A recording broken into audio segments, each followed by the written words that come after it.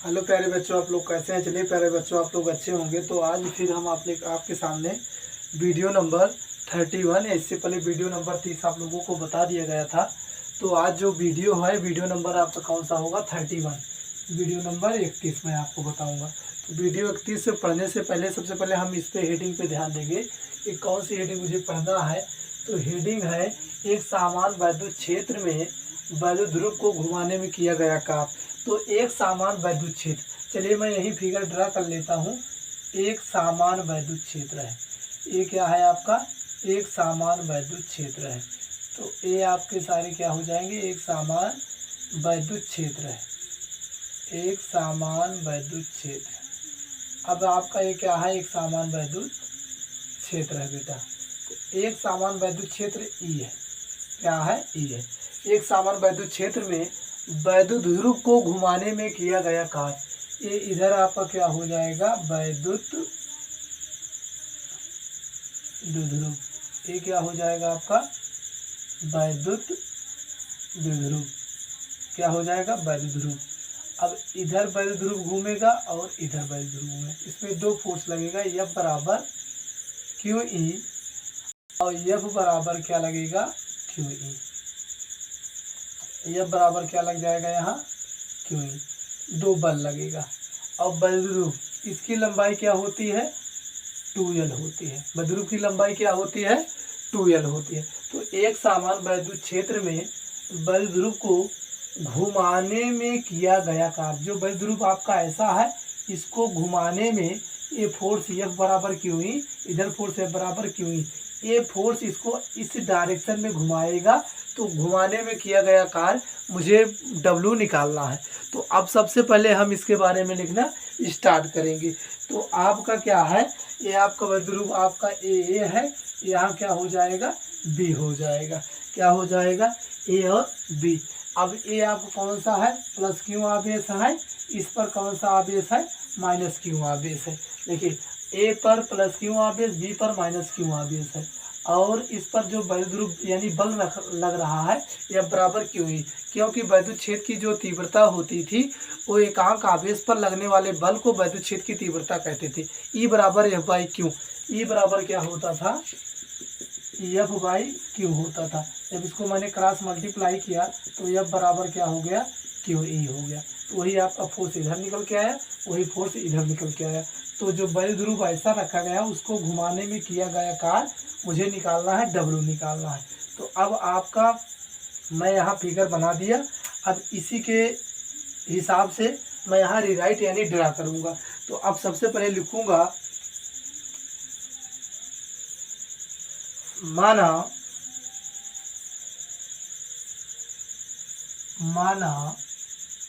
A B वैद्युत द्विध्रुव जिसका वैद्युत ध्रुव आघूर्ण P है, जिसका वैद्युत द्विध्रुव आघूर्ण P है। इसका वैद्युत ध्रुव आघूर्ण क्या है? आपका P है। जो वैद्युत ध्रुव AB है, उसका आघूर्ण क्या है? P है। वैद्युत ध्रुव आघूर्ण इसका क्या हो जाएगा? P हो जाएगा। इसका वैद्युत ध्रुव आघूर्ण क्या हो जाएगा? आपका P हो जाएगा। क्या है? P है। चलिए, उसके बाद फिर लिखेंगे, एक समान वैद्युत क्षेत्र ई। देखिए, एक समान वैद्युत क्षेत्र ई में थीटा,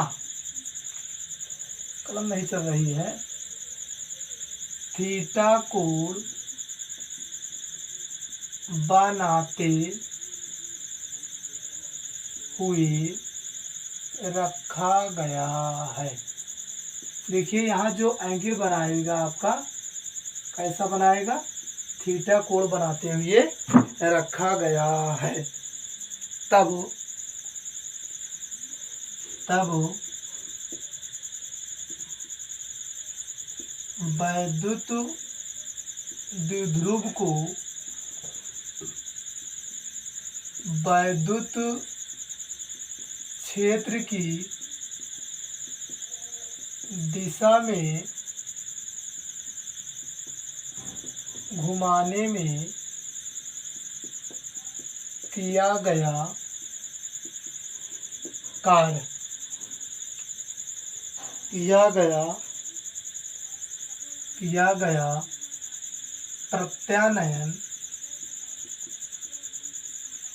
प्रत्यानयन बल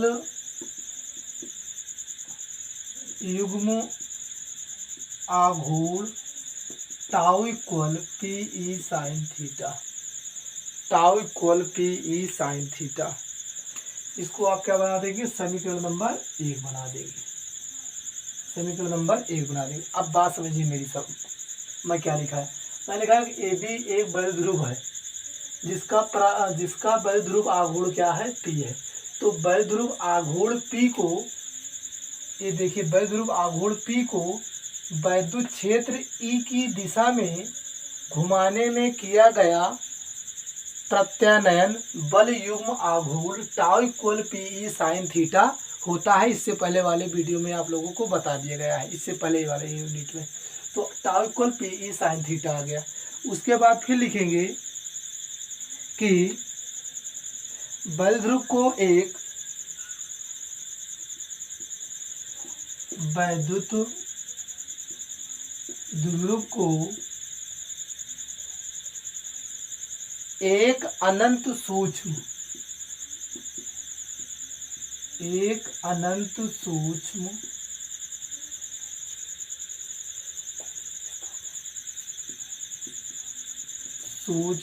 कोणीय विस्थापन डी थीटा से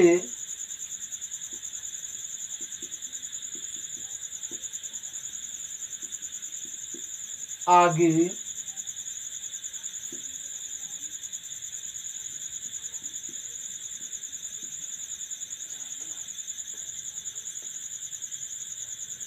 तब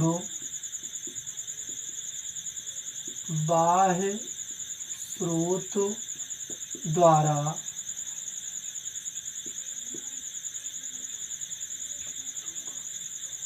वैद्युत द्विध्रुव पर किया गया कार्य W बराबर बल युग्म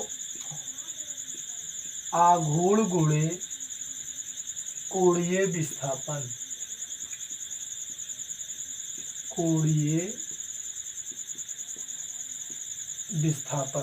देखिए क्या निकल के आया, मैंने यही लिखा कि बल ध्रुव को एक अनंत सूक्ष्म कोणीय विस्थापन, जो बल ध्रुव आपका है को एक अनंत मतलब बहुत दूरी से, सूक्ष्म माने छोटा, कोणीय विस्थापन डी थीटा से आगे घुमाया जाता है। इसको आगे घुमाया जाता है, तब बाह्य स्रोत द्वारा वैद्युत ध्रुव पर किया गया कार्य W इक्वल बल युग्म आघूर्ण गुणे कोणीय विस्थापन। तो अब यहाँ निकल के आ जाएगा W इक्वल बल युग्म आघूर्ण आपका क्या निकल के आया, टाउ। अब कोणीय विस्थापन क्या निकल के आया, थीटा। तो इसको समीकरण नंबर 2 मान लेंगे। अब लिखेंगे समीकरण 1 व 2 से, समीकरण 1 व 2 ये समीकरण 1 व 2 का मतलब ये है कि समीकरण 1 का वैल्यू समीकरण 2 में रखने पर, जब समीकरण 2 में रखेंगे टाउ की वैल्यू क्या है, P sine theta D theta, क्योंकि टाउ की वैल्यू जो आपका है पी साइन थीटा है, तो टाउ के स्थान पी साइन थीटा रख दिया, डी थीटा यहाँ है। W बराबर क्या आ गया, P sine theta D theta. अब नई लाइन से लिखेंगे वैद्युत द्विध्रुव को वैद्युत क्षेत्र में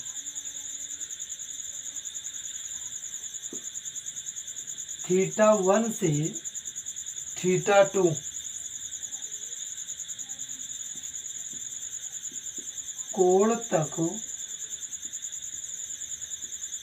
घुमाने में किया गया कार्य W बराबर θ1 to θ2, उसके बाद PE sin theta D theta. देखिए मैंने क्या लिखा कि वैद्युत ध्रुव है, जो वैद्युत ध्रुव है उसको वैद्युत क्षेत्र की दिशा में θ1 से θ2, ये जो कोण है ये θ1 है, इधर आ जाएगा θ2, कोण तक घुमाने में किया गया कार्य W बराबर लिमिट θ1 से लिमिट θ2 और बाकी PE sin theta D theta. अब इसके बाद देखिए हमको मिटाना पड़ेगा क्योंकि यहाँ स्थान कम है, इसके लिए तो आप लोग इसको स्क्रीनशॉट ले लेंगे। तो ऊपर मैं लिखूँगा, तो ऊपर इसको मैं हटा दे रहा हूँ, तो यहाँ क्या बन जाएगा आपका समझिए। तो यहाँ मेरा बन के आया W बराबर, देखिए PE को हम बाहर निकाल लेंगे, तो PE θ1 to θ2 अब साइन थीटा डी थीटा। तो आप लोगों को फार्मूला पढ़ाया गया है, समाकलन साइन थीटा डी थीटा बराबर होता है कास थीटा। ये आपका समाकलन का फार्मूला होता है, अवकलन का फार्मूला होता है। तो यहाँ PE रख देंगे और इसका जो निकालेंगे क्या निकल के आ जाएगा, कास थीटा निकल के आ जाएगा, क्योंकि माइनस कास थीटा आएगा। क्या आएगा, माइनस कास थीटा। तो यहाँ क्या फार्मूला आता है, माइनस कास थीटा, तो यहाँ क्या आ गया कास थीटा। और लिमिट θ1 से कहाँ है, θ2, लिमिट कहाँ है θ1 से θ2। देखिए लिमिट θ1 से क्या है, θ2 है। अब देखिए चलिए, अब जो इसका प्रोसेस है लिमिट का, देखिए लिमिट का प्रोसेस है, मान लीजिए यहाँ x है, यहाँ a है, यहाँ b, तो ऊपर से लिमिट आता है। तो अब एक x के स्थान पे a आ जाता है, उसके बाद माइनस आता है, फिर x के स्थान पे क्या हो जाता है, b। सेम कंडीशन यहाँ लागू होगा, PE minus cos θ2 minus cos θ1। अब W बराबर, देखिए यहाँ आया माइनस कास θ2 माइनस कास θ1, तो एक माइनस पहले से लगा है, यहाँ समझने की कोशिश कीजिए। तो एक माइनस पहले से लगा है, तो यहाँ क्या हो जाएगा, माइनस कास θ1 आ जाएगा। तो यहाँ से देखिए, क्योंकि फार्मूला आपका ये कहता है कि थीटा का स्थान θ2 जाएगा, माइनस θ1 होता है, तो एक माइनस पहले से लगा है, इसको माइनस कर दिया, और जो ये माइनस था इसी के अंदर है। तो यहाँ से आ जाएगा PE cos θ2 माइनस माइनस क्या हो जाएगा, प्लस cos θ1 हो जाएगा। क्या बराबर, W बराबर हो जाएगा, यानी कार्य W बराबर हो जाएगा। तो इसको हम हटा देंगे। अब उसके बाद फिर लिखेंगे यहाँ कि आपका क्या निकल के आया, थीटा माइनस θ1 माइनस θ2, यानी कि अब इसको देखिए, ओह थोड़ा गलती हो गई, इसको आप लिखेंगे माइनस माइनस प्लस हो जाएगा, माइनस यहाँ लगेगा, तो कार्य W बराबर आ जाएगा PE cos θ1 माइनस cos θ2, क्योंकि माइनस वाला पार्ट बाद में लिख दिया, प्लस वाला पार्ट पहले लिख दिया गया, तो आपका यही निकल के आ गया। अब उसके बाद फिर लिखेंगे, यदि वैद्युत ध्रुव को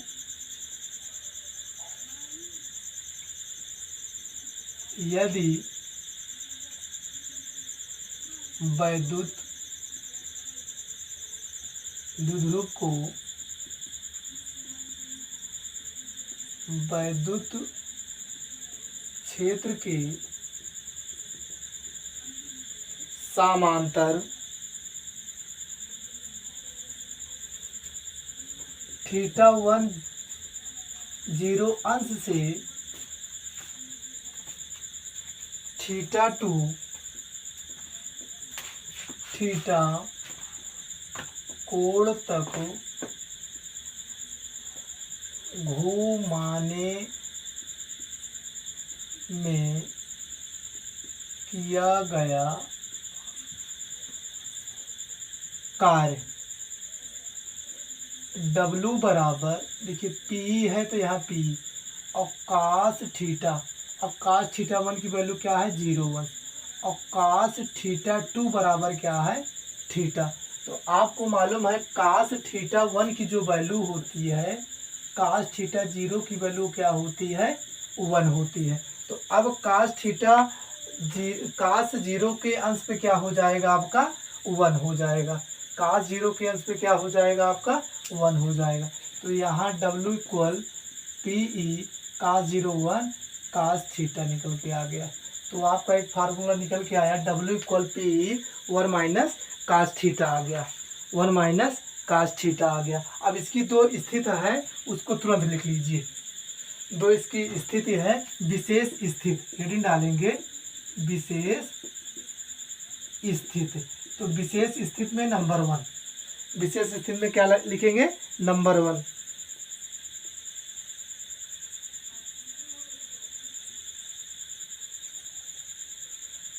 लिखेंगे यदि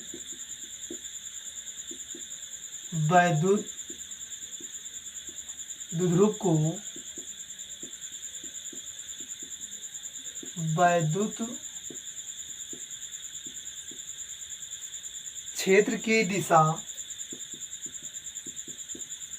वैद्युत ध्रुव को वैद्युत क्षेत्र की दिशा अर्थात थीटा बराबर कितना हो जाएगा 0 1, क्योंकि जो वैद्युत क्षेत्र है ये वैद्युत ध्रुव को वैद्युत क्षेत्र की दिशा में करेंगे, तो इसके क्या हो जाएगा समांतर हो जाएगा।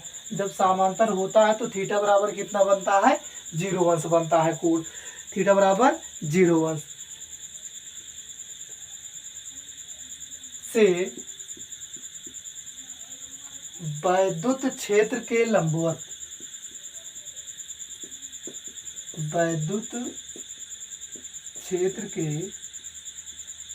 लंबवत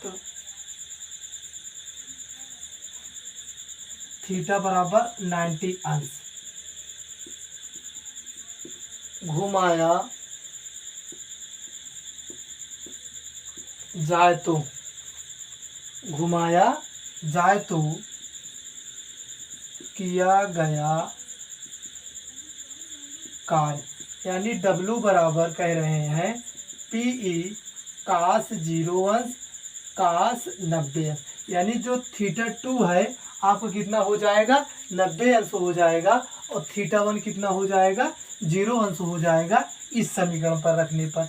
तो W equal PE cos theta cos 0 अंश माइनस कास 90, तो यहाँ से निकल के आ जाएगा W equal PE 1 minus cos 90 का मान 0, अर्थात W बराबर PE आ जाएगा। W बराबर क्या आ जाएगा PE आ जाएगा। W बराबर क्या आ जाएगा PE आ जाएगा। इनके कहने का मतलब यही है, जब वैद्युत ध्रुव, ये क्या है आपका वैद्युत ध्रुव, वैद्युत ध्रुव को वैद्युत क्षेत्र की दिशा में लेके आएंगे तो थीटा बराबर कितना आ जाएगा 0। फिर कह रहे हैं कि वैद्युत क्षेत्र के लंबवत, अब वैद्युत क्षेत्र क्या हो जाएगा ये लंबवत, लंबवत मतलब ये जो वैद्युत ध्रुव है सीधा ऐसे हो जाएगा। जब ऐसे हो जाएगा तो थीटा बराबर कितना, थीटा 2 बराबर कितना हो जाएगा 90। घुमाया जाए तो किया गया कार्य W equal PE cos theta 1 cos theta 1 minus cos theta 2, तो कास थीटा को 2 की वैल्यू 90 है, कास थीटा 1 की वैल्यू 0 है, कास 0 का वैल्यू 1 होता है तो 1 आ गया, और कास 90 का वैल्यू 0 होता है 0 आ गया, तो W इक्वल PE आ गया। अब सेकेंड कंडीशन लिखेंगे, चलिए सेकेंड कंडीशन क्या है उसको लिख लेंगे। सेकेंड कंडीशन, और सेकेंड कंडीशन में लिखेंगे यदि वैद्युत द्विध्रुव को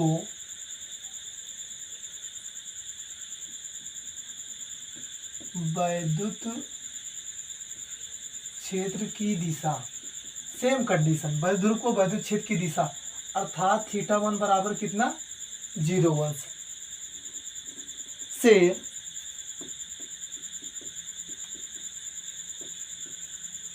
वैद्युत क्षेत्र के विपरीत दिशा में थीटा 2 बराबर कितना हो जाएगा 180 अंश। थीटा 2 देखिए, जब ये कहा कि वैद्युत ध्रुव, ये जो वैद्युत ध्रुव है वैद्युत क्षेत्र की दिशा में, अर्थात थीटा 1 बराबर 0 से वैद्युत क्षेत्र की विपरीत, अर्थात ऐसे से ऐसे ऐसे घुमाने के पश्चात इसको ऐसे घुमाने के बाद पुनः इस स्थिति में आ जाए। जो वैद्युत ध्रुव आपका समांतर होगा उसके बाद पुनः इनको घुमाने के बाद पुनः इस स्थिति में आ जाए, यानी कि एक राउंडिंग ये क्या हो जाएगा, घूम जाएगा।